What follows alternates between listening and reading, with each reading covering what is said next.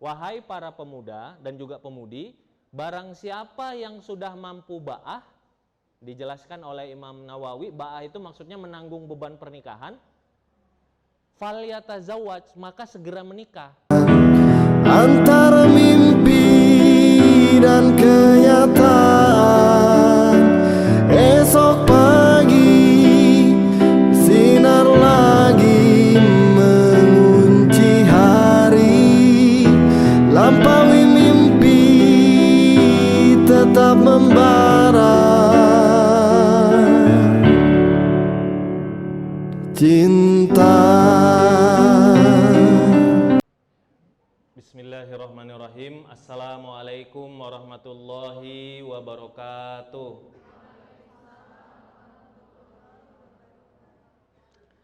Alhamdulillahirabbil alamin. Alhamdulillahilladzi hadana lihaza wa ma kunna linahtadiya laula an hadanallah.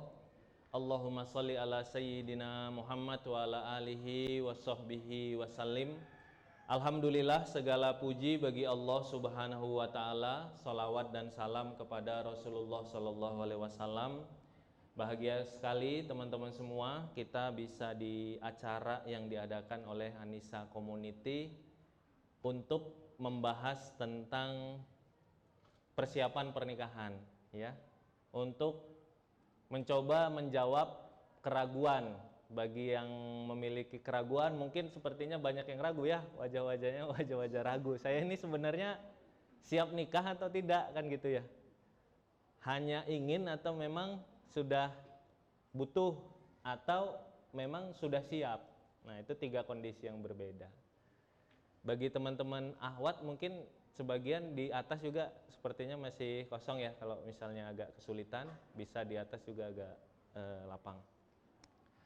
Teman-teman, kita langsung masuk ke pembahasan ya, terkait dengan yakin siap nikah.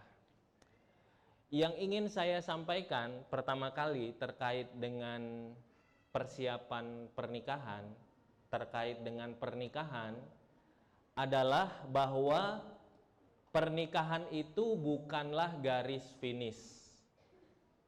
Apa itu? Pernikahan bukanlah garis finish. Pernikahan itu bukan garis finish. Pernikahan itu adalah salah satu fase kehidupan. Jadi kalau kita menikah, kita itu bukan seperti orang yang lari maraton kemudian masuk finish kemudian selesai semuanya, bukan. Tapi justru ketika kita menikah, kita masuk fase baru.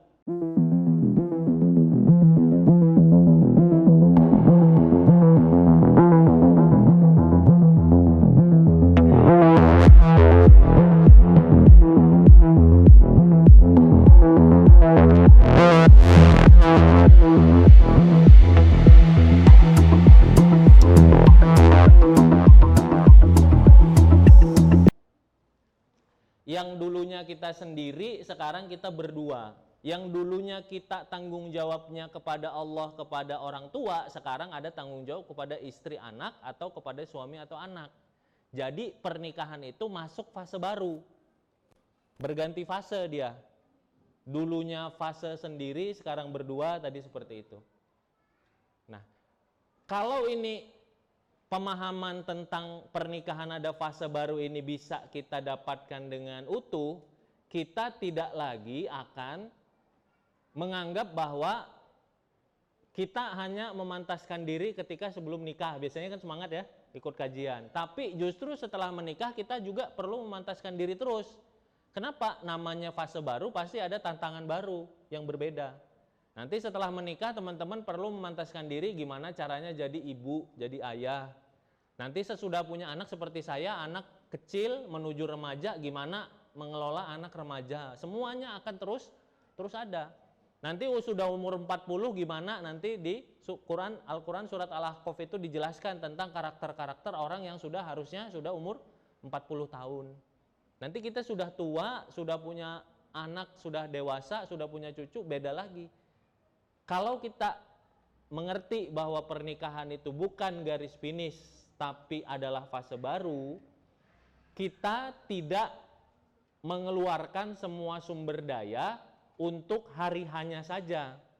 Tapi kita mengeluarkan sumber daya, pemikiran, persiapan, termasuk belajarnya kita seperti sekarang, justru untuk mempersiapkan hari H sampai hari akhir usia kita. Itu sesuatu yang beda kan? Kalau hanya garis finish, gimana caranya saya punya istri yang cantik dan soleha, pasti gitu. Tapi kalau fase baru, maka kita berpikir gimana saya jadi suami yang baik setelah saya menikah, kan gitu kan? Gimana saya jadi ayah yang baik.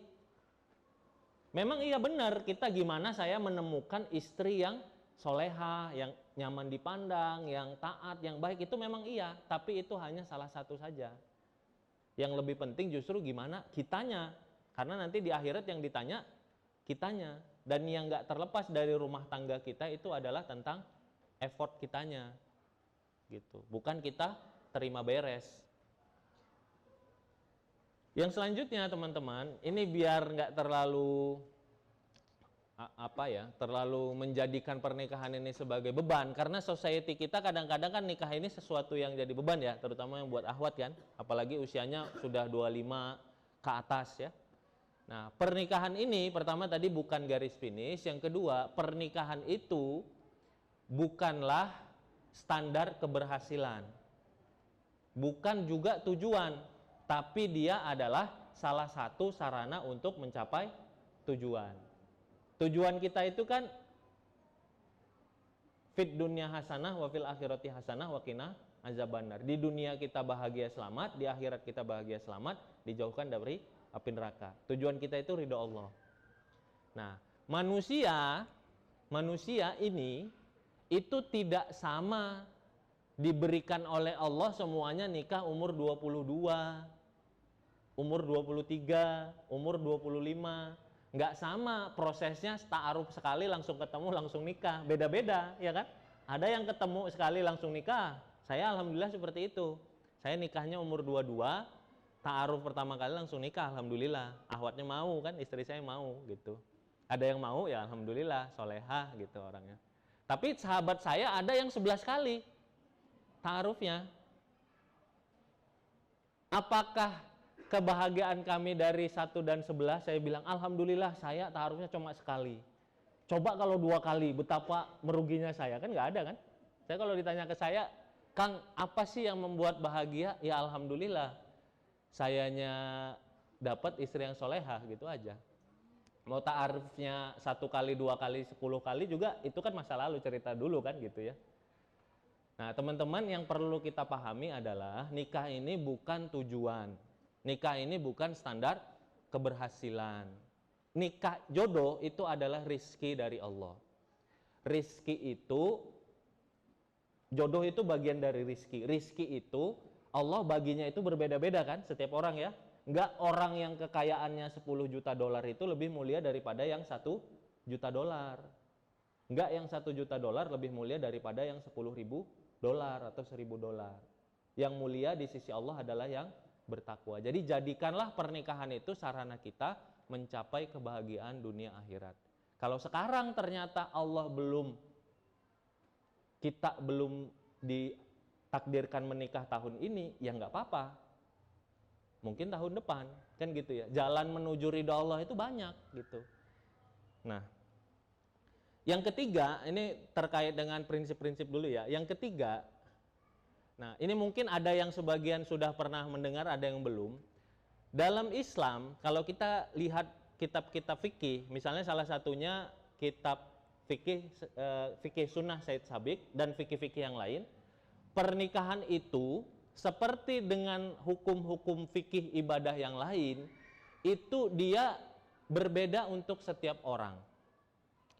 Secara umum, kita ini, bukan kita ya, kalau saya mah enggak, teman-teman, beda ya, teman-teman ini yang sudah cukup umurnya, sudah punya kebutuhan untuk menikah, sudah punya persiapan yang lumayan, itu masuknya disunnahkan, masuknya sunnah untuk menikah. Jadi utama untuk menikah segera.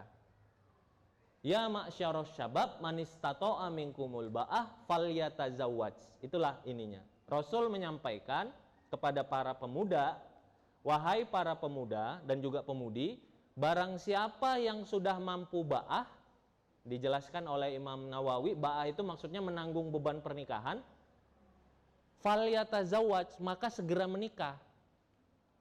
Nah, nikah secara umum bagi teman-teman yang di hadapan saya adalah sunnah. Sunnah menikah. Tapi menikah bisa jadi wajib kalau misalnya tidak segera menikah hampir dipastikan terjerumus ke dalam dosa besar, misalnya zina. Itu jadi wajib. Bukan nikahnya yang wajib, tapi menghindarkan diri dari dosa zinanya. Ada nggak di sini yang wajah-wajahnya wajib? Enggak ya, mudah-mudahan ya, masih bisa aman ya, masih bisa tenang. Kalau misalnya bisa tenang, masuknya ke sunnah. Tapi nikah juga bisa jadi makruh. Bagi orang yang sudah punya keinginan, makanya ini kita butuh ngerti tentang diri kita, punya keinginan tapi nggak punya kesiapan. Sunnahnya apa bagi yang nggak punya kesiapan? Tadi lanjutan hadisnya, wa malam yastati fa'alaihi bisaum, barang siapa belum mampu maka puasa. Itu udah hafal kita hadisnya kan? Artinya barang siapa yang nggak mampu puasa. Jadi Islam itu sebenarnya tidak mendorong, ini agak kontroversial ya, tidak mendorong nikah muda, tapi menikah ketika mampu. Syukur-syukur mampunya ketika masih muda, gitu. Jadi saya nggak pernah ngedorong nikah muda, nikahnya ketika mampu. Syukur-syukur mampunya nggak umur 35 dong, ya kan? Mampunya umur 20 juga sudah punya kemampuan, 22, 23, 24, 25 punya kemampuan.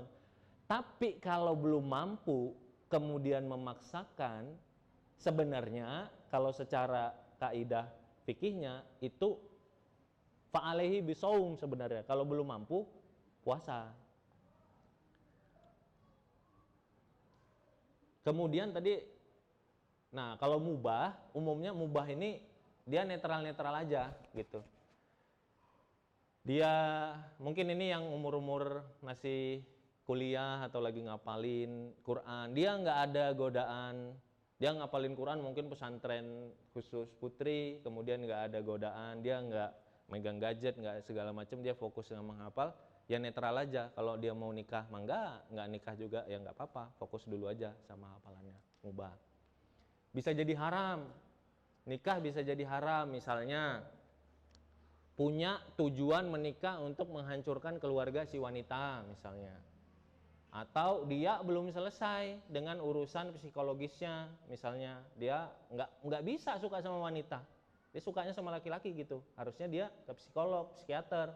Tapi dia jadikan menikah itu sebagai sarana untuk menyembunyikan kondisinya.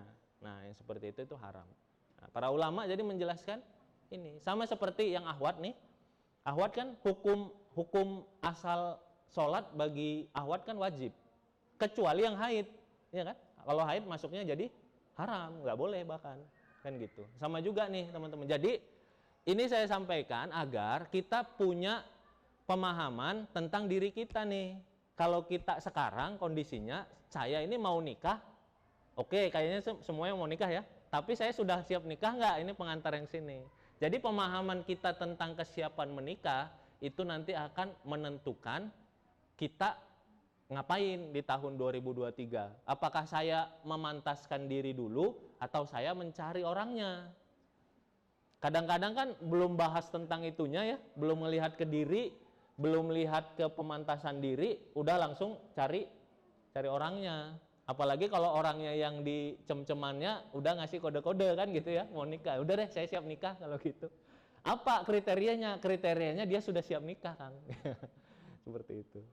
Padahal nikah itu tadi masing-masing orang itu berbeda. Jadi teman-teman, dari sini yang ingin saya sharing ke teman-teman adalah kita perlu masing-masing kita mengenal saya ini. Oke lah, kalau misalnya disebut mau nikah kan semuanya mau nikah ya, mau nikah segera, masing-masing berbeda. Tapi sebelum kita menentukan itu, kita butuh tahu tentang kesiapan kita. Karena para ulama menyampaikan nikah itu dua hal, kebutuhan dengan kemampuan. Gitu. Pertemuan dua hal itu. Orang yang butuh dan dia mampu, maka mudah-mudahan segera. Orang yang butuh dia nggak mampu, sebaiknya dia memampukan diri. Orang yang mampu yang nggak butuh, sebaiknya dia bertobat. Kenapa nggak butuh nikah gitu ya di kondisi sekarang, zaman sekarang seperti itu. Nah, jadi di slide pertama, bagian pertama, saya sharing ke teman-teman ini sebagai apa ya? Sebagai prinsip-prinsip lah, pedoman pegangan, sehingga kita nggak sekedar apa sih yang saya lakukan untuk ngejemput jodoh, teknisnya ta'aruf itu seperti apa, tapi kita lebih mendasar mengenal diri kita. Mengenal diri kita, saya ini sebenarnya apa yang paling saya butuhkan terkait dengan pernikahan. Selanjutnya, slide selanjutnya. Nah, saya ngasih analogi teman-teman. Analogi ini yang Ikhwan ya, pada senang naik gunung kan, yang senang naik gunung. Ada Ikhwan yang senang naik gunung? Minimal dulu lah ya, ketika mahasiswa. Saya dulu senang naik gunung ya, ketika mahasiswa. Yang Ahwat ada yang senang naik gunung nggak? Ada ya. Nah, yang nggak naik gunung, naik ke apa? Trekking lah gitu kan. Kalau di Bandung misalnya ke Manglayang atau kemana gitu ya, yang dekat-dekat. Nah, tadi kan kita pakai istilahnya yang kita ingat, nikah itu apa? Fase baru kehidupan. Nikah itu fase baru kehidupan. Kita sehari-hari misalnya nih di sekitar aktivitas kita dari rumah ke kampus, dari rumah ke kantor. Itu kan fase perjalanan kita kan naik motor sama jalan kaki.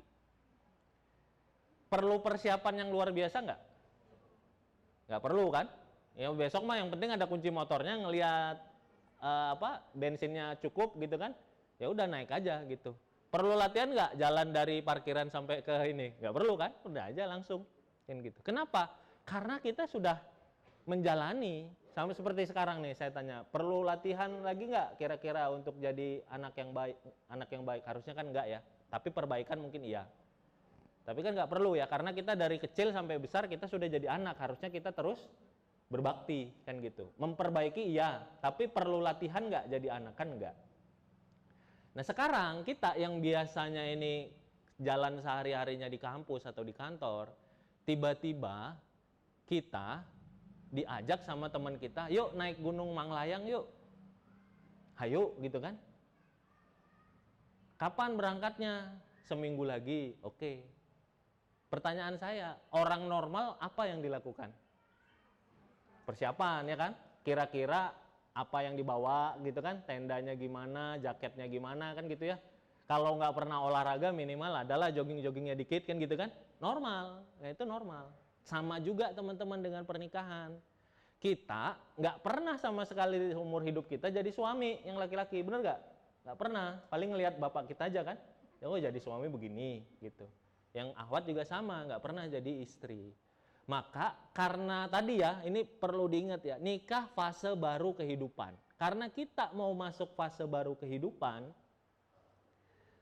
maka yang kita lakukan adalah persiapan.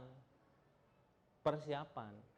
Dan untuk mempersiapkan, kita butuh tahu kira-kira medannya itu seperti apa. Walaupun nggak 100% persis sama. Ini analogi ini sebenarnya sudah mulai kebayang. Kira-kira medannya gimana biasanya kalau kita itu? Kalau misalnya mau naik gunung. Kalau saya sih zaman sekarang lihat vlog orang ya. Vlog naik gunung Manglayang kan gitu ya. Berapa ininya gitu kan. Kalau teman saya misalnya, kita kemah di sini yuk. Saya googling dulu kan. Pakai Google Maps biasanya ya. Lihat ulasannya kan gitu ya. Sama juga lah kira-kira. Ngobrol sama yang sudah nikah. Jangan nikahnya apa yang kita persiapkan biasanya nih teman-teman, yang kita persiapkan hanya hari-hanya. Ibaratnya kayak seremoni mau naik gunungnya. Yang dipersiapkan benar-benar, dan itu wajar ya, mempersiapkan hari-hari itu kan wajar. Yang benar-benar dipersiapkan kayak seremoni naik gunungnya, tapi proses dari bawah sampai naik ke atas sampai pulang lagi ibaratnya kayak nggak dipersiapkan. Makanya ada orang yang hari-hanya jadi seperti hari-hanya di hotel gitu kan. Hari hanya di gedung luar biasa, setelah itu hutangnya menumpuk, setelah itu berantakan dan lain sebagainya.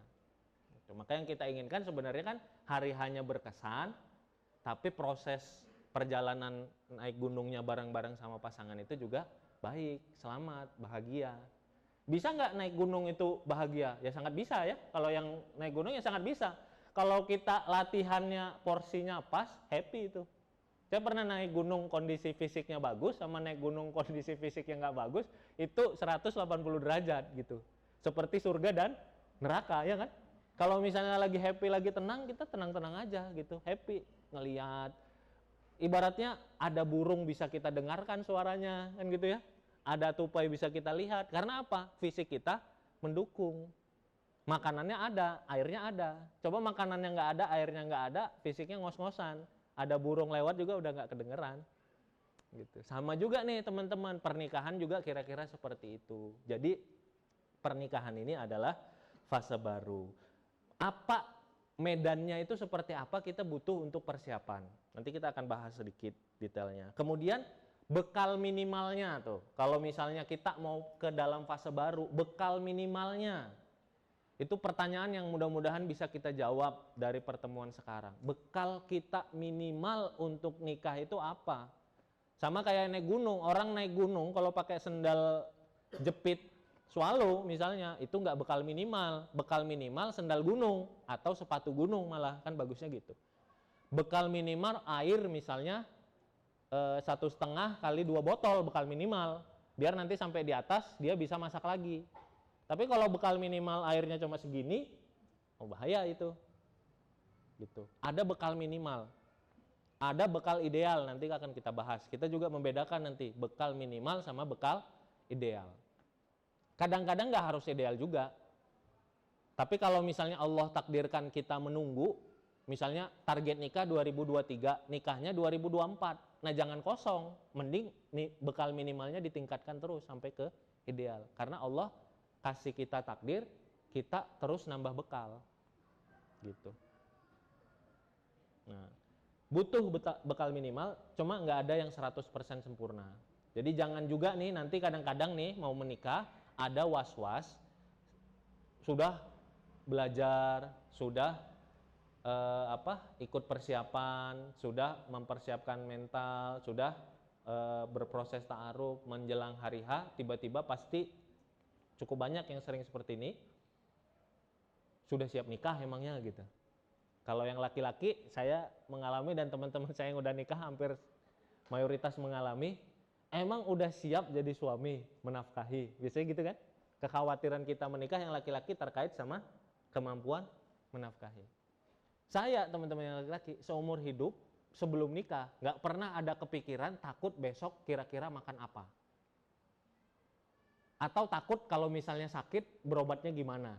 Tapi ketika menikah nggak tahu tuh dari setan pinter banget ya. Tiba-tiba ada tuh pikiran, iya kalau kamu sakit kan kamu bisa ya kamu namanya laki-laki gitu kan. Ya udah diem aja di rumah makan apa kayak paracetamol atau apa gitu kan, diem. Tapi kalau kamu punya anak kamu sakit gimana? Hayo gitu. Itu kepikiran tuh.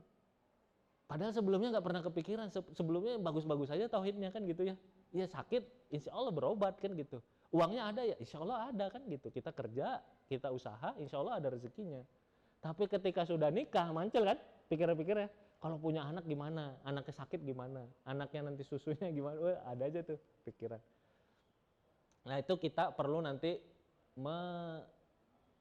melihat, menjawab pada diri kita bekal minimal. Kalau kita sudah bekal minimal, udah jalan aja. Sisa-sisanya itu mah godaan dari setan. Tapi jangan konyol juga, nggak pakai bekal sama sekali. Gitu. Kayak orang naik gunung tadi, pakai sendal swallow atau nggak pakai sendal sama sekali, itu kan konyol ya. Kemungkinan besar ya perjalanannya akan menyakitkan. Gitu. Boleh selanjutnya teh? Nah, ini kita akan di slide ini teman-teman, kita akan dapat pelajaran bekal minimal. Seorang muslim itu disebut siap untuk menikah. Bekal minimal untuk siap menikah. Yang pertama tadi ya, niatnya salah, bisa jadi nikah itu menjadi salah. Jangan menikah untuk menyakiti, jangan menikah untuk misalnya mendapatkan merampas harta, jangan menikah untuk jauh dari orang tua, jangan juga. Gitu. Luruskanlah niat menikah.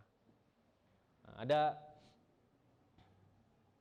cucunya Umar bin Khattab, namanya Salim bin Abdullah bin Umar, cucunya Umar bin Khattab. Dia menulis surat kepada keponakannya. Keponakannya itu Umar bin Abdul Aziz, anaknya dari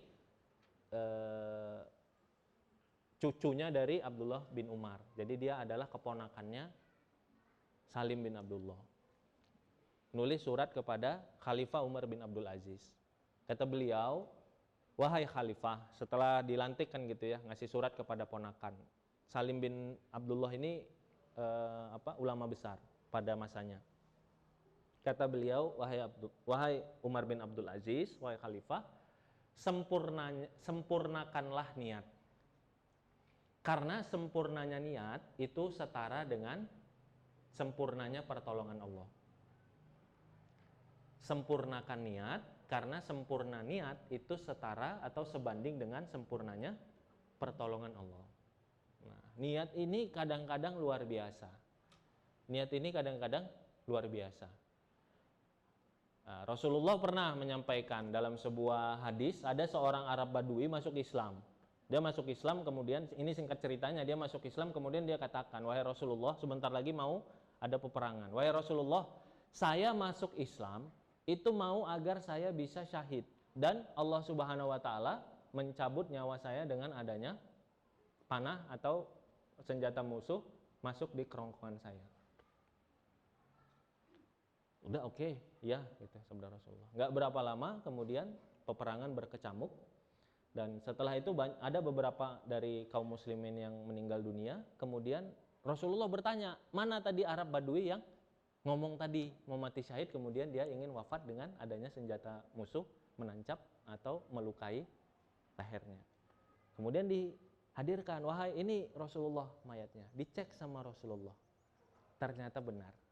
Kemudian kata sabda Rasulullah SAW, barang siapa yang jujur kepada Allah, maka Allah akan membenarkannya. Barang siapa yang jujur kepada Allah, maka Allah akan membenarkannya. Di tempat lain Rasulullah menyampaikan, ada 3 golongan yang Allah pasti akan tolong. Zaman dulu ya, budak yang mau memerdekakan dirinya, dia nyicil. Ditanya sama tuannya, kemerdekaan saya berapa, sekian puluh juta misalnya, saya cicil. Itu pasti ditolong Allah. Yang kedua, pemuda-pemudi yang ingin menikah karena menjaga kesucian dirinya. Yang ketiga, orang yang berjihad fisabilillah. Sebenarnya Akang Teteh, urusan niat ini itu kalau misalnya bisa selesai, insya Allah mudah. Karena masuknya langsung ke jalan pintas, masuk jalan pertolongan Allah. Barang siapa jujur kepada Allah, maka Allah akan membenarkannya. Misalnya nih, kita punya cita-cita mengumrohkan ibu kita, ayah kita. Kalau benar tuh niatnya, benar cita-citanya, jujur kita kepada Allah. Jujur ini artinya benar niatnya, dan kita mengusahakan ya, benar-benar kita. Walaupun secara matematis itu seperti tidak mungkin, tapi Allah pasti akan bantu. Ada kok banyak sekali orang-orang yang jujur. Misalnya paling gampang ya, contohnya ke Tanah Suci misalnya. Kisah misalnya seorang penjual sate, dia mau haji kan mahal ya. Dengan sate, jual sate, dia sehari itu disisihkan 5.000, 10.000. Tapi bisa. Tapi berapa banyak orang yang jabatannya direktur, punya perusahaan banyak, ratusan karyawan, mobilnya berpuluh-puluh, belum berangkat haji. Gitu. Ini nikah ini ibadah. Nikah ini ibadah. Kalau kita luruskan niatnya benar-benar untuk meraih ridho Allah, maka mudah-mudahan nanti akan kelihatan jalan-jalan pertolongan Allah. Mana yang kita kurang ditunjukin sama Allah. Mana yang kita perlu perbaiki ditunjukin perbaikinya. Mana yang nanti ternyata Allah pilihkan untuk kita, mudah-mudahan dikasih kemudahan. Gitu. Makanya nikah ini kaitannya kejujuran nih sama Allah Subhanahu wa taala. Jadi yang pertama adalah lurusnya niat untuk menikah. Nah, yang kedua, teman-teman, salah satu cara ngecek siap atau tidak kita untuk menikah adalah saya kalau masih sendiri sekarang, gimana hidup saya? Sudah lumayan rapi atau masih berantakan? Kira-kira gitulah bahasa simpelnya ya, masih berantakan. Kenapa? Karena kan kalau tadi ya, lagi-lagi ya, nikah itu kan fase baru kehidupan ya. Namanya kita akan masuk ke fase yang baru, fase yang lebih kompleks dong. Kita kan kalau teman-teman yang awat nanti akan jadi istri, berarti akan nambah tanggung jawab. Kalau misalnya masih sendiri, kehidupannya itu belum kita coba untuk rapikan, jangan tiba-tiba berharap keajaiban, tiba-tiba sudah jadi istri itu tiba-tiba soleha banget gitu. Tiba-tiba wah luar biasa. Enggak, prosesnya ketika sendiri, ketika bertahap. Ibaratnya gini lah ya, kayak tadi seperti mau naik gunung ya, kalau kita latihan jogging di gazebo, jalan di gazebo 5 kilo kita kira-kira bisa, berarti nanti naik gunung mudah-mudahan agak nanjak, kira-kira mudah-mudahan bisa, walaupun itu lebih berat. Tapi kalau nggak pernah jalan 5 kilo, jogging 5 kilo, tiba-tiba mengharapkan naik nanjak gunung 5 kilo, tiba-tiba dapat kekuatan dari Allah Subhanahu wa Ta'ala dengan merapalkan doa-doa, yaitu agak aneh kitanya gitu. Maka apa yang bisa kita cek nih dari diri kita? Paling gampang minimal kalau diri kita minimal saya sampaikan nih teman-teman 3 hal nih. Ini udah checklist ya, checklist ke diri ya, masalah jujur-jujuran ke diri. Yang pertama sholat. Sholat itu standar paling minimal seorang muslim. Kalau sholatnya bolong-bolong, kalau saya ya ditanya ya, mending gak usah nikah dulu, mending perbaiki sholat. Karena orang yang gak nikah insya Allah masuk surga, orang yang sholatnya bolong-bolong agak susah. Karena hadis riwayat Imam Tirmizi, amalan yang pertama dihisap adalah sholatnya baik, maka insya Allah yang lainnya baik. Para ulama perdebatan tentang sholat itu apakah kalau berulang-ulang ya ditinggalkan sholat itu, perdebatannya apakah masih Islam atau sudah jatuh kafir, bukan lagi ke orang yang taat atau tidak taat. Sholat itu standar minimal. Minimal sholatnya lengkap, jangan bolong-bolong. Masalah nanti di tepat waktu berjamaah atau apa, itu nanti ditingkatkan terus. Tapi minimal sholatnya kalau untuk sholat kita lengkap. Jangan jadi beban bagi pasangan hidup kita. Karena banyak yang kadang-kadang curhat, ibu-ibu curhat suaminya nggak mau sholat. Gimana ya Kang? Wah lumayan ya kayak gitu. Atau ahwat jadi beban bagi si suaminya. Jadi sholat tuh teman-teman, sholat. Tadi balik lagi ya, nikah itu kaitan dengan segera bagi yang mampu. Wa malam yastati fa'alaihi bisaum. Kalau belum mampu, puasa aja deh dulu. Kalau sholatnya masih bolong-bolong, sholat dulu deh, gitu. Selanjutnya yang kedua adalah kepada orang tua. Ini sama juga, bakti kepada orang tua standar minimal seorang muslim. Mau seperti apapun orang tua kita. Orang tuanya soleh, alhamdulillah lebih mudah berbakti. Orang tuanya nggak soleh, tetap wajib untuk bakti, gitu. Tetap wajib untuk berbakti. Nah, kita perlu ngecek kitanya sama orang tua gimana. Ya. Kalau masih susah-susah komunikasi, ya perbaikilah komunikasi. Kadang-kadang banyak pertanyaan ke saya, Kang gimana ya, saya mau nikah, tapi saya bingung ngomong sama orang tua, kadang-kadang kan gitu ya.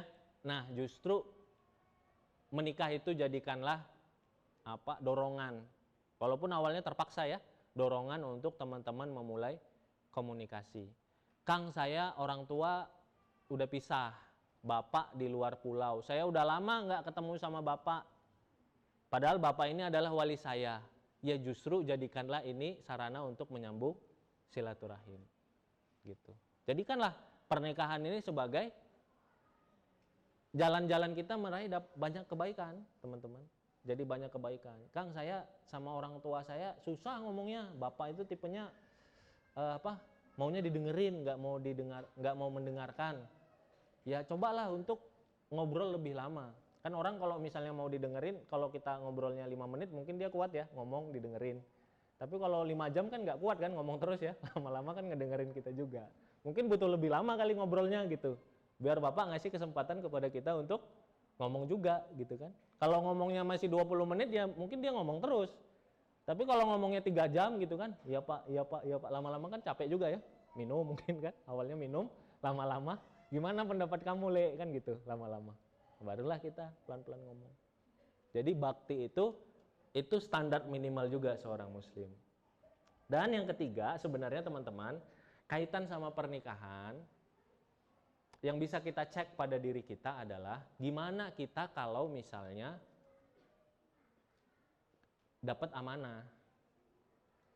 Kita orangnya itu tipenya kabur-kaburan atau enggak. Ini tapi bukan jadi, ini standarnya hanya kita yang tahu ya. Hanya kita yang tahu. Contoh misalnya kita di komunitas atau di kepanitiaan, kan kadang-kadang ada ya yang gitu ya. Oh ngomongnya banyak banget gitu kan, pas lagi rapat panjang lebar kan. Pas hari H selalu pas hari H atau menjelang hari H, malam yuk kita persiapan yuk ke Alatif yuk. Ini siap-siap dulu malamnya, sakit perut. Terus apalagi alasan apa tiba-tiba ada acara yang tidak bisa di ini. Tapi itu terus-terusan. Nah, kalau kita masih ada di antara di sini, mudah-mudahan udah nggak ada ya yang seperti itu, cobalah untuk perbaiki. Atau kalau ada masalah besar, kita tipenya kabur nggak dari masalah? Ada masalah itu kabur nggak tipenya? Karena nanti kalau sekarang misalnya nikah nanti, kadang-kadang kita nggak bisa punya pilihan untuk kabur. Kalau sekarang misalnya ya kuliah, dosennya killer, udah aja kabur kan gitu ya. Ketemu dosen, ada nggak sekarang yang lagi bimbingan misalnya, dosennya susah banget kan, saya ketemuin nggak mau ketemu, kadang-kadang kan ada gitu misalnya ya.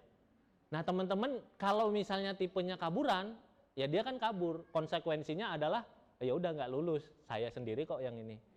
Tapi nanti kalau sudah jadi suami, ada seseorang suami di PHK, dia nggak bisa kabur, dia nggak bisa tinggalkan istrinya, anak-anaknya, nggak bisa. Udah nggak punya opsi untuk kabur. Karena kehidupannya yang bergantung sama dia bukan lagi kehidupan dia saja. Kalau udah jadi seorang suami, saya nggak suka nih sama lingkungan pekerjaannya. Kalau masih bujangan ya mangga aja, bayar penalti keluar, kan gitu ya. Tapi ketika sudah menikah, ada konsekuensi-konsekuensinya. Kalau keluar bayar penalti, uang tabungannya cukup nggak untuk anak sama istri? Kalau misalnya nggak cukup, apa usaha dan ini? Itu perlu untuk dipikirkan dan dipertimbangkan. Makanya sebenarnya nikah itu salah satu yang bisa kita lihat karakter kita adalah kalau kita ada masalah, gimana cara kita menyelesaikan. Nggak harus selalu berhasil ya, tapi minimal tidak kabur dari masalah. Gitu, jangan kabur-kaburan dari masalah. Sudah ada berapa nih? 3 ya. Lurusnya niat, kemudian komitmen saat sendiri. Oh sudah 2. Yang selanjutnya ada pengetahuan dan mental yang minimal, nanti kita bahas.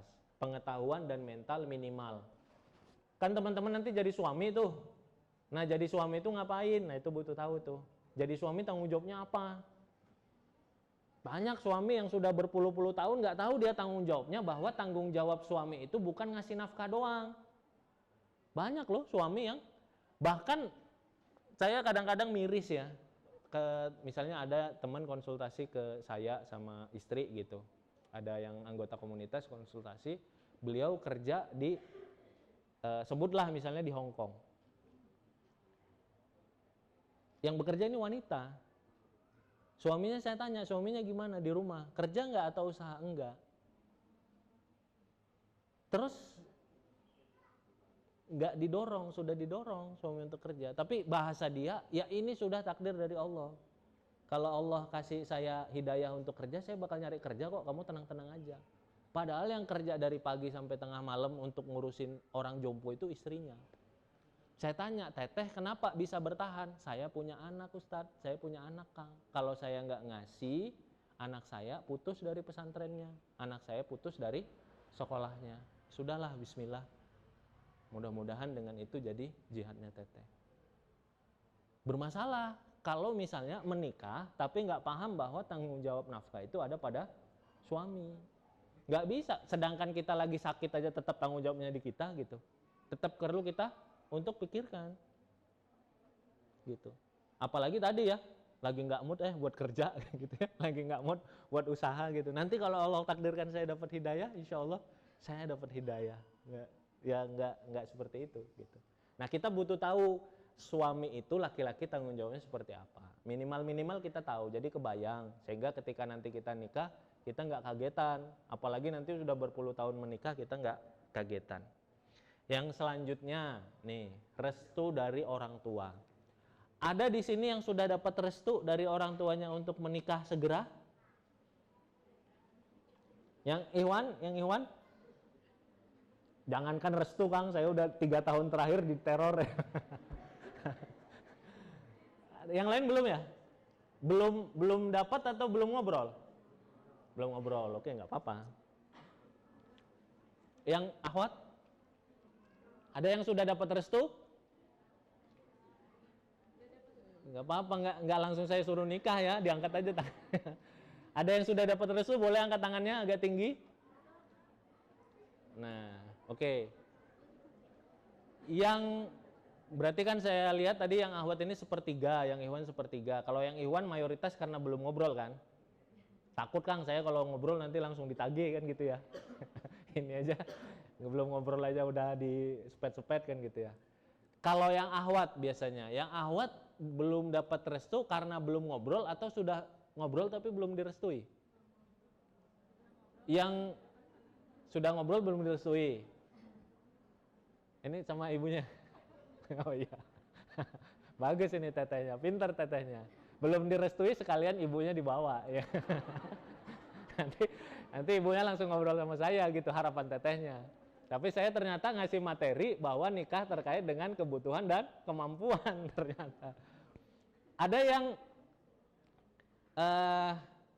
kalau yang di depan tadi belum direstui karena belum, ada yang sudah ngobrol tapi belum direstui. Ada yang belum direstui karena belum ngobrol, belum direstui karena belum ngasih tahu ke orang tuanya saya mau nikah, ya gimana mau direstui kan? Karena belum ngasih tahu. Ada? Boleh angkat tangannya? Yang di belakang? Ada? Oh, tidak. Berarti mayoritas karena sudah ngobrol ya, tapi belum direstui. Mayoritasnya karena apa? Kalau akang yang belum direstui, laki-laki mah biasanya mah terkait nafkah biasanya ya.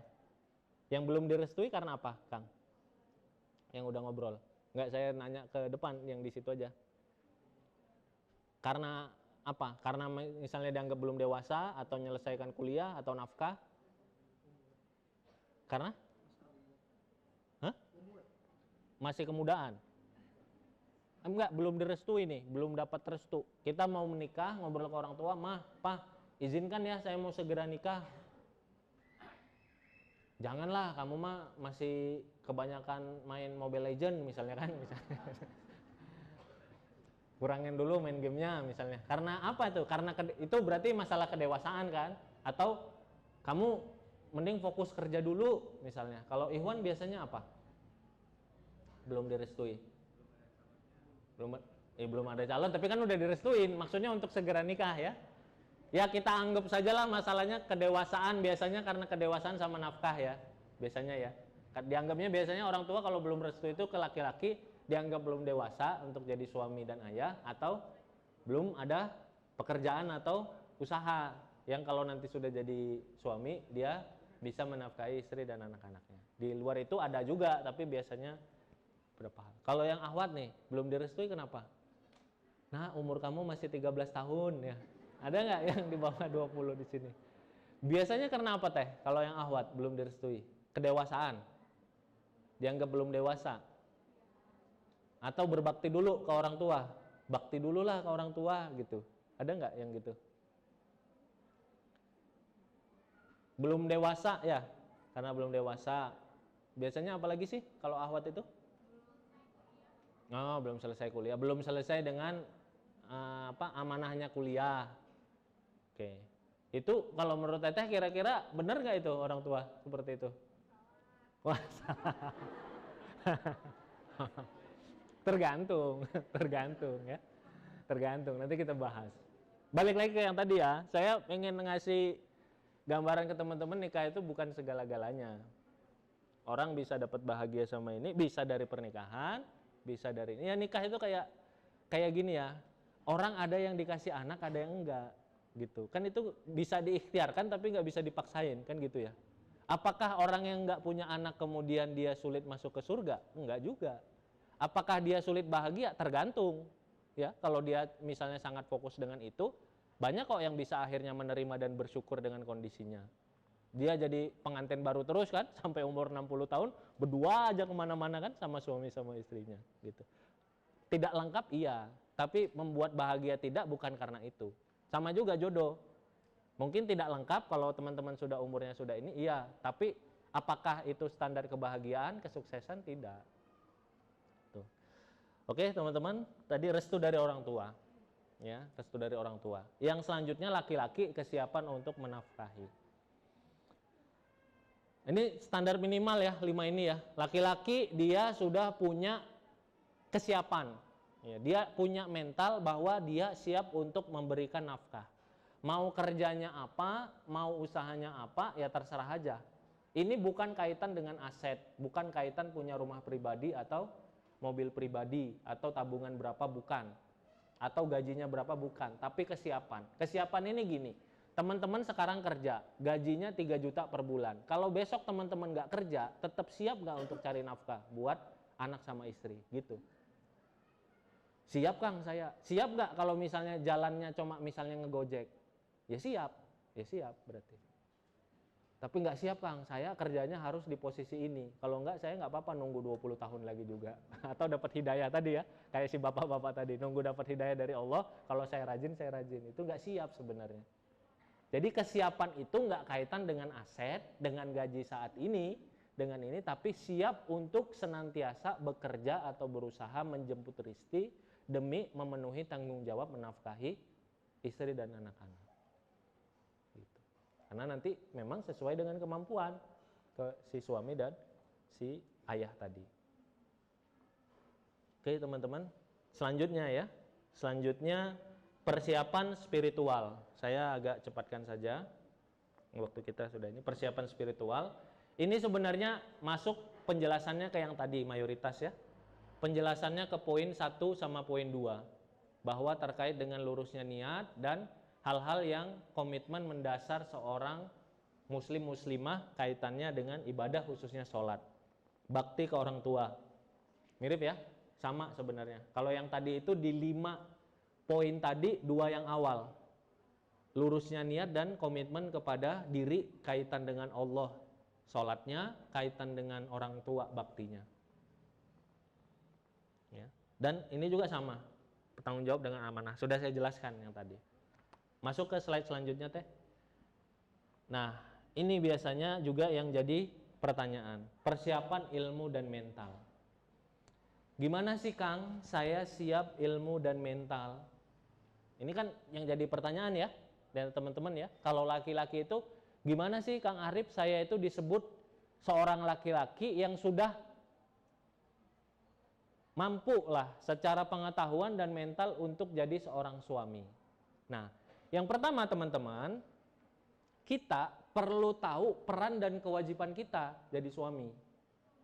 Perlu tahu medannya. Kalau tadi naik gunung kita perlu tahu tuh, kalau naik Gunung Manglayang kira-kira apa, medannya seperti apa, Gunung Semeru seperti apa, tentu kan berbeda ya. Nah, jadi suami kita perlu tahu apa yang jadi peran kita dan kewajiban kita. Saya simpelkan saja, ini boleh dicatat ya, nggak ada di slide. Seorang suami, tanggung jawabnya itu minimal dia ada 4. Yang pertama, di Al-Quran surat An-Nisa ayat ke-34, yang pertama dia ar-rijalu qawwamuna 'alan nisa. Laki-laki itu, suami itu, dia sebagai qawwam bagi istrinya. Simpelnya sebagai pemimpin, sebagai pelindung. Maka kita perlu siapkan diri kita untuk jadi pemimpin. Mulai latihan akang-akang, ya, mulai latihan. Nanti ada di bawah kita coba jelaskan ya, gimana kita mempersiapkan mental. Mulai latihan jadi pemimpin. Yang kedua, tanggung jawab laki-laki yang selalu melekat pada diri dia ketika dia jadi suami dan ayah adalah, masih di surat sama, An-Nisa ayat 34, dia menafkahi. Wa bima anfaqu min amwalihim. Dia memberikan nafkah dari hartanya. Dia menafkahi. Yang ketiga, wa ashiruhunna bil ma'ruf. Dia wajib untuk bermuamalah atau berinteraksi yang baik kepada istri dan anak-anaknya. Yang ketiga, wa ashiru hunna bil ma'ruf. Yang keempat, ya ayyuhalladzina amanu qu anfusakum wa ahlikum naro. Wahai orang-orang yang beriman, jaga diri dan keluarga dari api neraka. Yang keempat, ini yang paling berat, menjaga diri dan istri serta anak-anak dari api neraka. Jadi tanggung jawab seorang suami adalah mendidik istri dan anak-anaknya. Apakah yang jadi tandanya? Teman-teman, kalau misalnya yang pertama tadi qawam, tandanya adalah teman-teman bisa ngelit diri sendiri tadi. Siapa yang bisa mimpin dirinya, mudah-mudahan bisa memimpin sekitarnya, kan gitu ya. Dia kalau nggak bisa memanage waktunya, agak sulit tuh dia. Kerjanya main game terus. Kemudian dia bilang ke anaknya, nak jangan main game terus. Nah, anaknya ngasih kaca aja kan, nih bapak nih, yang ngasih contoh bapak gitu. Kalau kita mau jadi qawam, maka tadi balik lagi ke yang tadi ya, kita ngelit diri kita. Kita manage waktu, bangun subuh, mulai belajar kalau subuhnya mepet-mepet ke syuruk. Syuruk sekarang jam misalnya 5.39, kita bangunnya masih setengah 6, mulai pelan-pelan gimana ya saya ya, biar bisa tidur lebih cepat gitu. Oh mungkin saya dari jam 9 harus sudah mulai letakkan HP. Itu kita udah mulai mau tuh. Udah mulai mau care sama diri kita. Sebagai pemimpin, sebagai yang menafkahi, sebagai orang yang memberikan interaksi atau akhlak yang baik kepada istri dan anak-anak, dan sebagai orang yang mendidik istri dan anak-anak. Yang menafkahi tadi kan sudah kita bahas ya, nafkah itu kaitannya dengan kesiapan mental untuk menafkahi. Yang ketiga, interaksi. Nah, interaksi ini sebenarnya akang-akang kita bisa cek ke interaksi kita kepada orang tua kita dan kepada saudara kita, khususnya saudara perempuan. Kalau interaksi kita ke orang tua kita takzim, baik, ke saudara kita walaupun adik kita baik, kita nggak otoriter, nggak asal-asal dan nggak kasar segala macam, mudah-mudahan bisa lebih baik. Ini yang kita bahas di slide tadi 5 yang awal itu adalah syarat minimal. Yang sekarang ini sudah masuk ke hal-hal yang ideal. Ya, jadi ini perlu kita pisahkan ya, Akang dan Teteh, saya kelupaan. Yang kita bahas di sini ini adalah hal-hal yang ideal. Kita tingkatkan terus itu bagus. Tapi minimalnya tadi yang 5 yang di awal tadi.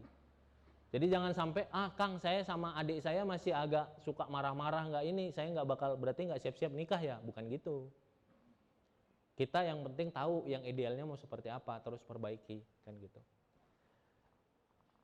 Menafkahi, siap untuk menafkahi. Ya, laki-laki itu menafkahi dan mendidik istri dan anak-anaknya. Nah, ngedidik istri sama anak-anak gimana Kang tandanya? Tandanya teman-teman senang belajar. Sebenarnya teman-teman senang datang ke kajian, senang datang ke alatif, senang baca buku, senang udah mulai memvariasikan lah ya, nontonnya nggak Netflix terus-terusan gitu. Mulai ada juga kajiannya Ustadz Hanan, Ustadz Abu Somad dan lain-lain. Mudah-mudahan itu jadi tanda teman-teman. Pendidik itu kan orang yang paling banyak belajar sebenarnya. Penulis buku adalah orang yang senang baca. Pendidik adalah orang yang senang belajar. Kita nggak bisa mengeluarkan air kecuali dari wadahnya yang ada. Kita nggak akan bisa mengeluarkan sesuatu kecuali yang memang ada pada diri kita. Gitu. Kita nggak bisa didik anak kita untuk rajin sholat kecuali kita memang sudah belajar sholat dan berusaha untuk sholat, komitmen gitu. Nah, itu yang laki-laki 4 tadi ya. Laki-laki. Apa aja tadi? Yang Ikhwan tadi, yang laki-laki. Yang pertama, qawam ya. Yang kedua, nafkah. Yang ketiga, muamalah dengan baik, ya, interaksi dengan baik. Yang keempat, mendidik. Nah, kalau ahwat kayaknya udah tahu ya, nggak usah kita bahas ya. Ahwat kira-kira apa nih? Ahwat membantu suami apa yang diperintahkan oleh suami ya. Ahwat kebayang nggak? Ahwat apa yang di ini? Masih sama teman-teman yang ahwat ya, di surat An-Nisa ayat ke-34. Fassolihat qanitat dan hafizoh. Perempuan yang soleha itu dia pertama taat kepada Allah dan dia menjaga diri, khususnya ketika suaminya tidak ada. Jadi wanita itu sebenarnya simple. Wanita itu adalah apa tanda saya siap jadi seorang istri? Tandanya adalah taat kepada Allah. Taat kepada Allah. Taat, kalau misalnya kita menemukan perintahnya seperti ini, ya walaupun berat kita coba untuk mendalami dan kita coba untuk laksanakan. Dan dia menjaga diri. Nah, ini tantangannya, menjaga diri ini apalagi spesifik ya, ketika suaminya nggak ada. Di tempat yang lain Rasul menyampaikan, istri yang solehah yang dipandang dia menyenangkan. Yang kalau misalnya diperintah sama suaminya dia taat. Yang kalau suaminya nggak ada dia bisa menjaga dirinya. Selalu ternyata penjagaan diri itu kaitannya dengan ketika lagi sendiri. Nah, itu checklist teman-teman adalah, misalkan kalau di sini insya Allah menjaga diri ya, nggak ada yang tiba-tiba cowok gitu kan, godain kita dong gitu, udah siap nikah belum, nggak ada insya Allah. Tapi kalau misalnya di TikTok, di Instagram, di itu, nah itu tuh ketika kita lagi sendiri, di kamar kita lagi sendiri, kalau mungkin nge-like ini nggak apa-apa ya, tapi kalau misalnya sudah mulai komen dan ini ya, ke ustadz-ustadz muda, kori-kori muda, hafiz-hafiz muda gitu ya, mulai dikasih kode-kode, mulai dari kode yang soft selling sampai hard selling ya, segala macamnya gitu. Itu mulailah jadikan itu sebagai checklist ke dalam diri kita. Karena tandanya ternyata kalau lagi sendiri dia bisa ngejaga kesucian dirinya, teman-teman. Seorang calon istri yang baik itu, istri soleh itu, ketika dia sendiri dia bisa menjaga diri. Berarti apa tadi? Taat kepada Allah, taat kepada suami selama yang diperintah atau diharapkan suami itu sesuai dengan ketaatan kepada Allah. Yang ketiga, dia menjaga diri khususnya ketika sendiri. Yang keempat tadi disampaikan Rasulullah dalam hadis riwayat Imam Ibnu Majah, menyenangkan dipandang. Kang, gimana Kang? Apakah maksudnya harus seperti bintang-bintang skincare itu? Bukan, ya. Menyenangkan dipandang itu kalau sama sahabat, kira-kira kalau teman-teman datang, sahabat itu senang atau nggak senang gitu kira-kira. Kalau sama orang tua teman-teman pulang itu kira-kira senang atau nggak senang gitu. Jadi orang kan ada ya, dia itu kalau misalnya dia ada, kita senang gitu. Kalau nggak ada dia kayaknya nggak rame, orangnya baik banget gitu kan, orangnya positif. Nah, mulailah kurang-kurangin gampang ngeluh, kemudian semuanya dikritik ya, salah semua ya. Terus suka suka mempersulit ya kadang-kadang. Ini perlu kita kurang-kurangin. Mudah-mudahin aja urusannya gitu ya, seneng-senengin aja orang. Kalau misalnya dia ada hal yang bisa dipuji, banyak dipuji. Kalau ada yang kurang, cari cara untuk bisa ngasih tahu caranya. Nanti kalau misalnya Ahwat nih belajar dari istri-istri Rasulullah, khususnya Ibunda Khadijah. Istri Rasulullah nggak hanya Ibunda Khadijah, semua istri Rasulullah kalau dalam kehidupan rumah tangga Rasulullah, ciri khasnya adalah sangat fasih untuk menjelaskan kelebihan pasangan. Khususnya untuk Ahwat nih. Ahwat soalnya ada hadis dari Rasulullah, hati-hatilah wanita karena aku lihat nanti banyak kaummu yang di neraka karena tidak bersyukur atas nikmat yang Allah berikan. Maksudnya gimana wahai Rasulullah? Ketika dulu masih jomblo, ya masih sendiri nih seperti yang ahwat-ahwat yang di sini, doa sama Allah, nangis-nangis, tahajud. Ya Allah, berikanlah aku suami yang baik, berikanlah aku suami yang soleh, pertemukan aku tahun ini dengan suami. Sudah dipertemukan dengan suami, ternyata suaminya orangnya punya 1-2 kelemahan. Ya, kelemahan suka naruh handuk basah setelah habis mandi di atas kasur, itu satu kelemahannya ya. Kelemahan kedua nggak peka. Istrinya udah ngasih tahu naik mobil, "Pah, ini kayaknya lagi banyak ya restoran-restoran baru, oh iya bener, itu teman papa yang punya ini, cuma nggak minggir kan gitu ya. Padahal maksud istrinya buat dicobain kan gitu. Kelemahan kedua nggak peka. Ya.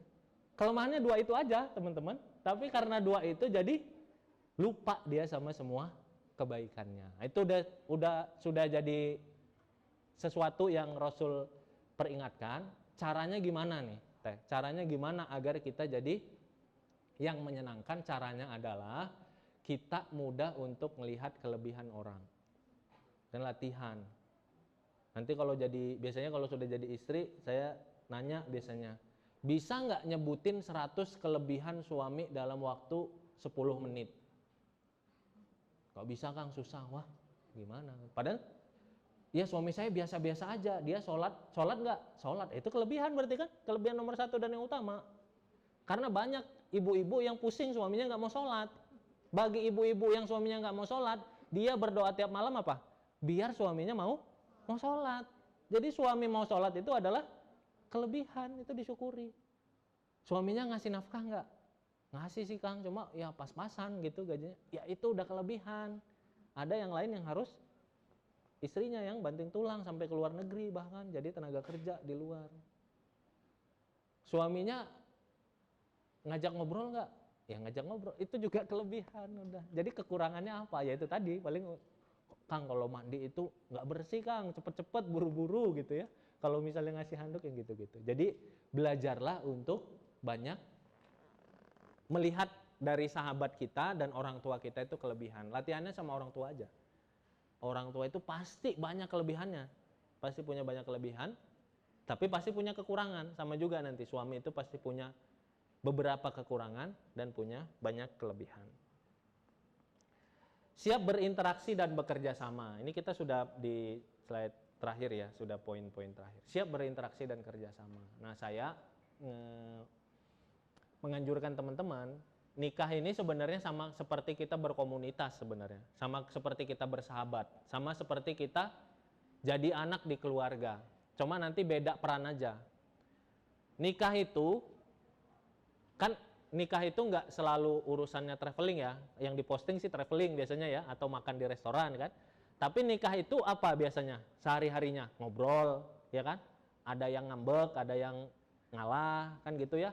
Ada yang tinggi suara, ada yang diem, gitu aja nikah itu.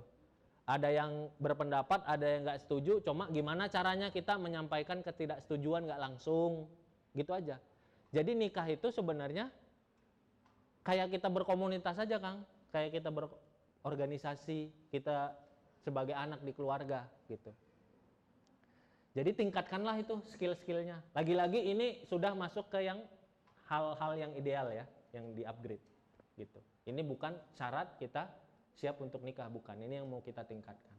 Jadi sangat baik Kang kalau misalnya Akang Teteh ikut komunitas, ikut aktivitas-aktivitas di Alatif, ikut kegiatan-kegiatan yang baik di kantornya, di komunitasnya, di masyarakatnya, di keluarga besarnya. Mulai-mulai tuh di keluarga besar kalau kita biasanya arisan keluarga atau lebaran kita biasanya cuma diem, datang, buka HP, pulang dan segala macam. Mulai-mulai kita tanya ke om kita apa yang bisa dibantu dan lain sebagainya. Karena nikah nanti urusannya gitu. Kalau yang di tradisi NU ya orang nikah urusannya malam-malam diundang, laki-lakinya diundang tahlilan, diundang rapat RT. Ya begitu Kang, nanti udah masuk dunia bapak-bapak ya. Akan masuk dunia bapak-bapak udah mulai gitu. Anak si apa, anu apa, akikahan, begitu-begitu. Urusannya kaitan dengan interaksi-interaksi. Baik itu di luar maupun di rumah. Di rumah juga sama. Suami gimana ya nasihatin istri, suami gimana. Kaitannya itu nanti kita belajar ilmu sama juga latihan berkomunitas. Ya nikah itu urusan sebenarnya untuk urusan interaksi. Nah, sama ini yang 1, 2, 3 sudah saya jelaskan. Nah, gimana caranya kita mendapatkan kesiapan mental khususnya ya, kesiapan mental, terus mengupgrade kesiapan mental. Yang pertama tentu belajar ilmunya. Tadi, kita bisa memperbaiki diri setelah kita tahu, oh ternyata Rasul dan istri-istri Rasul itu sangat ahli dalam menyampaikan kelebihan pasangan.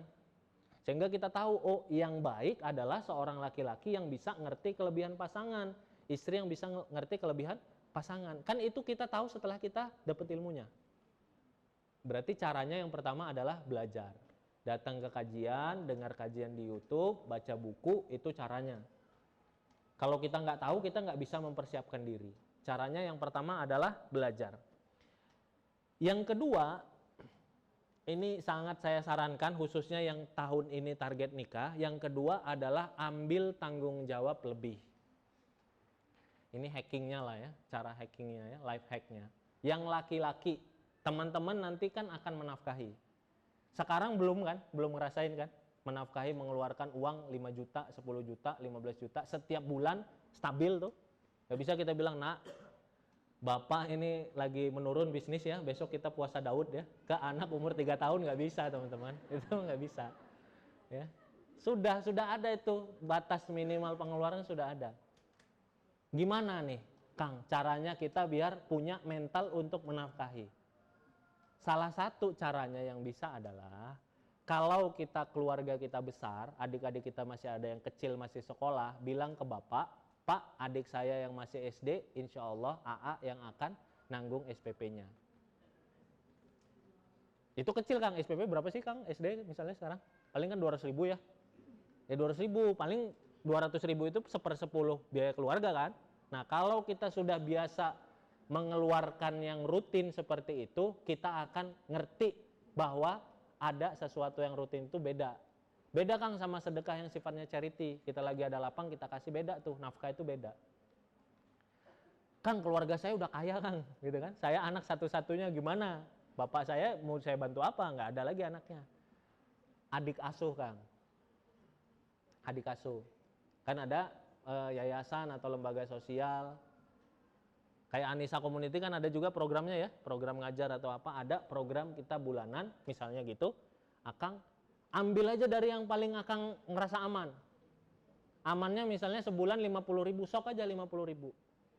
Yang jelas kita, ya Allah, saya seperti ini, niat ikhlas karenamu, dan saya mohon dibimbing agar bisa jadi orang yang punya kekuatan atau kemampuan untuk memberikan sesuatu yang jadi kewajiban saya nanti sebagai seorang suami. Gitu. Itu beda tuh kalau misalnya kita mau seperti itu. Yang ahwat gimana? Ya simpel, ahwat simpelnya adalah apa-apa kalau misalnya di rumah ya tinggal sama ibu, apa-apa Bu mulai dikasih aja itu ke anaknya ya. Apa-apa yang kerjaan ibu yang bisa dilakukan oleh anak mulai dialihkan. Urusan masak-memasak, urusan ini mulai dialihkan ke anak. Sebagian-sebagian aja, nggak usah langsung semua ya. Tiba-tiba ibunya langsung malam ini bikin surat kuasa ya. Surat pengumuman mulai besok tanggung jawab ABCD diserahkan ke anak. Sebagian-sebagian aja. Misalnya urusan makanan, urusan ini, atau urusan kesehatan adik tuh, coba kamu deh yang ngurusin gitu. Kalau adik sakit yang ngurusin, nemenin ke dokter atau apa, kamu bisa nggak? Nanti kita nggak bisa. Sama suami bilang ke suami, yang aku lagi nggak mood nih, anak si Dede umur 1 tahun lagi pilek, kamu aja deh bawa ke dokter gitu, lagi nggak mood nih. Ya kemarin baru ada omongan tetangga yang nggak enak. Suaminya juga bilang, aku juga nggak mood ya. Klub bola favorit baru kalah, udah biarin aja lah, suruh sabar. Jadi ada orang yang punya anak tapi sebenarnya belum punya tanggung jawab. Makanya sekarang nih teman-teman, sekarang latihan-latihannya. Punya keponakan nih, teman-teman punya keponakan yang masih balita, tes latihan untuk 1 hari bersama ponakan. Nah, itu akan merasakan ya, bahwa ponakan yang kalau 30 menit itu menyenangkan nilainya 9,5, kalau sudah 24 jam nilainya bisa 3,5 loh menyenangkannya. Iya, dia tiba-tiba nanti melakukan hal-hal yang aneh gitu. Kalau misalnya mau pipis, makanan yang enggak ini dan lain-lain, dia bosan apa segala macam, dia bisa tiba-tiba merangkak naik ke atas pohon dan lain sebagainya, itu bisa jadi. Ya kan, udah pernah belum? Dicobain teh. Nanti kalau sudah jadi ibu, oh saya sabar ya, ponakan dulu sudah pernah seperti ini. Gitu. Yang kedua, ambil tanggung jawab lebih. Yang ketiga, silaturahim Kang ke yang baru nikah. Akang teteh kalau misalnya mau dapat mental pernikahan, nggak cukup dari ngelihat postingan nanti kaget kok dia postingannya bahagia-bahagia tiba-tiba berantem. Ya sama, tadi pagi saya baru ngobrol sama temen ya. Saya, Kang, kenapa ya ketika ini saya lagi sedih, saya lihat story orang bahagia-bahagia. Ya iya Kang, yang bikin story mah lagi bahagia, kalau sedih kayak Akang. Dia diem-diem aja gitu. Orang yang lagi sedih mah diem di kamar Kang gitu, nggak ada yang lagi sedih bikin story, ya kan? Kita nggak ada Kang lagi misalnya berantem sama istri kemudian bikin story mah nggak ada.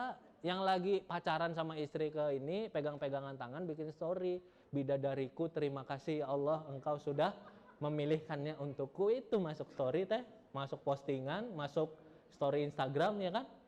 Istri lagi ngambek sama kita nggak pernah tuh di posting, ini doain ya teman-teman istri saya lagi ngambek, nggak pernah. Makanya belajar itu jangan dari sosial media, apalagi sosial media kehidupan orang itu mah ya pasti yang bagus-bagus lah. Saya juga nggak mau ngasih aib-aib keluarga saya. Dapat dari mana kita kehidupan? Nanya sama orang tua kita. Mah dulu waktu baru nikah sama bapak gimana? Wah lumayan ya gitu. Nanya sama teman kita yang baru nikah gimana gitu. Yang selanjutnya tadi yang keempat saya sampaikan sudah, berkomunitas lah Kang, Akang dan Teteh. Karena berumah tangga itu sebenarnya kaitan hubungan kita antar manusia. Ada yang ngalah, ada yang sabar, ada yang merendahkan suara, ada yang menyampaikan dengan baik, ada yang mencoba untuk menyampaikan tapi idenya nggak diterima, dia mencoba sabar dulu dan lain sebagainya. Kaitan berumah tangga itu kaitan komunikasi, kaitan mengerti kelebihan, kaitan bersabar, kaitan bisa ngerti bahwa dia punya 3 kekurangan, punya 12 kelebihan, itu sudah sangat alhamdulillah dan lain sebagainya. Itu nggak bisa kita dapatkan dengan kita datang kajian, dengan baca buku, dengan dengerin YouTube. Bisanya kalau kita interaksi dengan orang. Kita bersahabat, kita berkomunitas, kita berinteraksi, berorganisasi. Mungkin demikian yang bisa saya sampaikan. Mohon maaf kalau ada kekurangan. Mangga selanjutnya saya persilahkan kepada MC untuk bisa tanya jawab. Boleh semuanya kita keluarkan HP kita? Boleh sama-sama dikeluarkan HP-nya? Sudah ya, Kang sudah di luar tadi ya. Sekarang mangga mau yang di chat itu ayah atau ibunya, pilih salah satu. Enggak, saya enggak ngejebak ya, saya ngasih ini aja. Yang mau di chat, Teteh berarti langsung aja ngobrol sama ibu ya. Oh ya, itu the point. Mau ayah atau ibu, nggak apa-apa. Ya, mau ayah atau ibu. Nah, biasanya gini teman-teman, kadang-kadang yang nggak kita sadari, ini sebagai closing dari saya, yang nggak kita sadari adalah kita tidak melibatkan orang tua dari awal. Padahal orang tua itu adalah sesuatu yang sangat mustajab doanya. Sesuatu yang kalau ridho, mudah urusan kita. Maka saya tahun ini bukan. Teman-teman silahkan kirimkan WA salam. Kemudian teman-teman silahkan apakah mau rencana menikahnya. Pak doain atau Ma doain saya punya rencana nikah tahun 2029 ya. Pemilu tahun depan lagi gitu kan. Misalnya. Atau saya punya rencana agar tahun ini saya bisa jadi anak yang lebih baik. Tadi misalnya ya, sholatnya bisa terjaga, bisa bakti dengan lebih baik, bisa lebih amanah dalam urusan-urusan saya, bisa belajar mempersiapkan jadi seorang suami yang baik, itu juga boleh. Silahkan teman-teman sampaikan ke sana. Nanti kalau misalnya ditanya, emang ada rencana nikah kapan? Ya belum tahu. Yang penting persiapannya dari sekarang. Atau kalau sudah ada rencana ya sambil disampaikan. Kadang-kadang kan kita malu ya nyampaikan itu ya. Mah rencananya 2025 atau mah rencananya 2024, nanti saja disampaikan. Sekarang teman-teman sampaikan apa yang ingin didoakan mamah kita atau papa kita atau ibu kita atau ayah kita kaitan dengan perbaikan diri kita sebagai calon suami atau sebagai calon istri. Oke? Anggap ya teman-teman ya. Silakan teman-teman buka, tuliskan salam, assalamualaikum warahmatullahi wabarakatuh. Kemudian sampaikan, Mah, mohon doakan adek agar bisa jadi seorang anak yang lebih sayang sama mama sama papa, lebih sayang sama kakak sama adik, lebih bisa bertanggung jawab, nggak suka emosian, nggak suka apa, itu disampaikan. Silahkan dituliskan teman-teman. Iya, nanti sampai rumah itu biasanya dicek ininya ya, panas. Nggak apa-apa. Nanti dari sini biasanya teman-teman, kalau ada simulasi seperti ini, biasanya akan ada komunikasi, jadinya ngobrol, jadinya sama orang tua. Emang kamu udah punya rencana nikah? Belum sih dalam waktu dekat, mungkin 2-3 tahun lagi. Tapi tadi baru dari Alatif ya, minimal saya, adik ingin agar tentang pernikahan itu ngobrol sama papa mama, kan gitu ya, baik ya. Udah ya, yang tadi sudah di-send. Kemudian yang kedua, teman-teman ucapkan terima kasih. Mah, terima kasih sudah menjadi ibu yang baik untuk adik. Selama ini mama sudah sabar, sudah apa, itu sampaikan terima kasihnya. Kalau ke ayahnya disampaikan sudah semangat memberikan nafkah, sudah kerja dengan baik.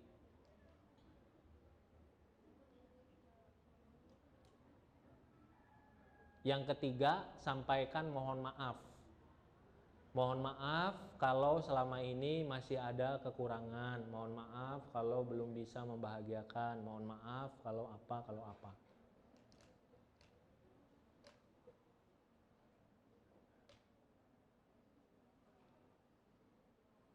Sudah ya teman-teman ya. Mudah-mudahan itu bisa jadi oleh-oleh kita. Mudah-mudahan hal yang kecil yang kita lakukan jadi sesuatu yang besar di hadapan Allah Subhanahu wa taala. Terima kasih teman-teman semua. Mohon maaf kalau banyak kekurangan dari saya. Terima kasih. Mudah-mudahan semuanya saya doakan, mudah-mudahan dipertemukan dengan jodoh yang soleh solehah, dengan jodoh yang akhlaknya mulia, dengan jodoh yang cinta ke orang tuanya dan cinta kepada orang tua teman-teman. Mudah-mudahan keluarganya sakinah, mawaddah, rohmah, penuh dengan keberkahan. Bahagia semuanya sampai jannah, sampai surganya Allah Subhanahu wa taala. Terima kasih, saya mohon maaf. Wassalamualaikum warahmatullahi wabarakatuh.